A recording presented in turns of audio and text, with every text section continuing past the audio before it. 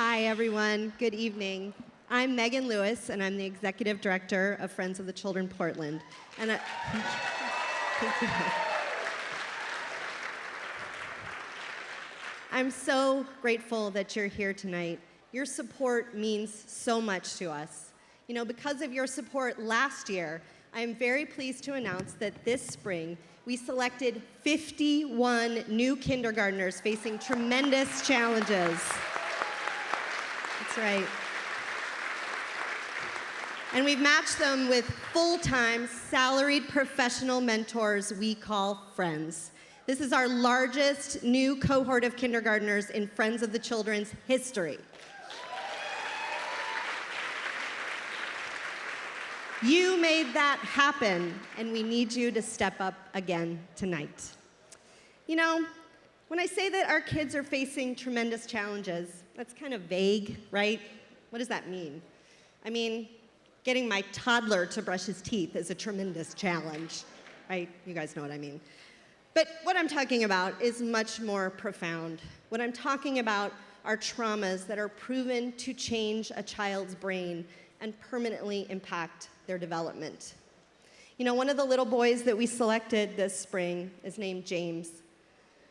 James's parents are both incarcerated, and his legal guardian is his 18-year-old brother. They've been homeless and couch surfing most of James's life. His teacher literally cried in our selection meeting and begged us to get him into our program. You know, when we met James, he had untreated ringworm and other health issues. He hoards food and he eats food he finds on the floor. But he clearly craves adult attention, and he wanted to meet our friends. He's one of our kids. And you know, we met another little girl this spring who told our friends that her father is hurting her and her mother. We had to call DHS multiple times. And another little girl has been moved to 3 foster homes in the last year. Hasn't she faced enough trauma already? I could go on and on. Every single one of the kindergartners that we brought in this year has faced unbelievable challenges.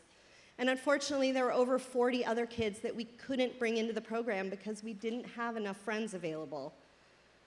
I know that's hard. I know that's a lot to take. But I'm really proud to stand up here with you tonight because I know that Friends of the Children works.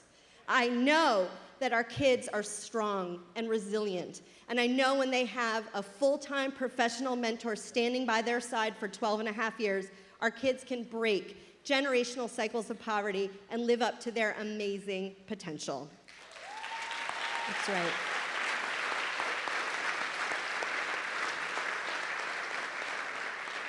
One example is this beautiful little face behind me. Some of you might have met her 5 years ago when she was up on this stage. She's Zeta, and she just popped into my office a few days ago to tell me that her entire middle school had voted her 8th grade class president.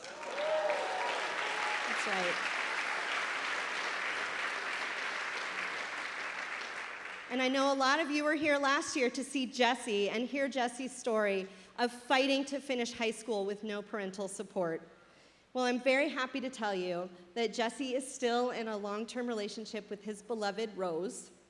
Yes, and he's been working at UPS for the last year, and he's gotten multiple outstanding performance reviews. Jesse has a plan.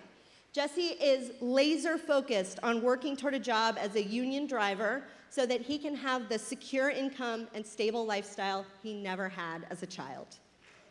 That's right.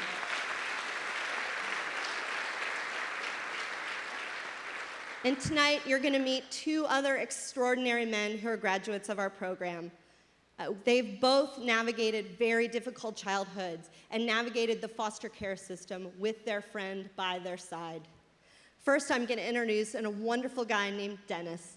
Dennis actually reached out to us a couple weeks ago and said that he wanted to be up on this stage with all of you tonight to tell you about what his mentor, Steve Wick, meant to him. You know, Steve Wick has been a friend with Friends of the Children for over 20 years.